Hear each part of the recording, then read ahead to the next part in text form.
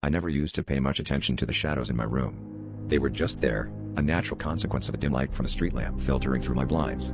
But last Thursday, as I lay in bed, the shadows began to twist and shift in a way that caught my eye. At first, it seemed random, like a trick of the light, but soon I realized the shadows were forming letters.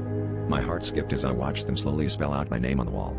It was unsettling to think that something as benign as a shadow could feel so menacing, but curiosity got the better of me, and I decided to investigate. The next night, I stayed up late, determined to catch the shadows in action. I set my phone to record, hoping to capture whatever was happening. As the minutes ticked by, the shadows began their eerie dance again, spelling out not just my name but messages, fragments of sentences that made little sense. Remember. Promise. Help.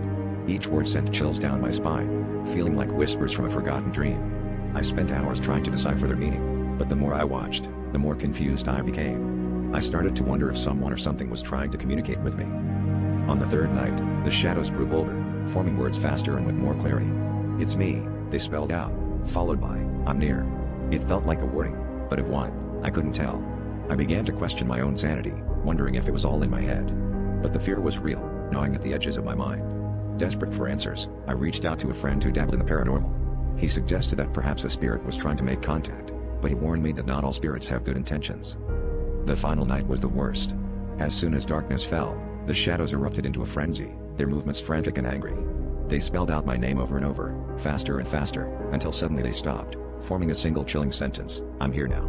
At that moment, the temperature in my room plummeted, and I felt a cold breath on the back of my neck.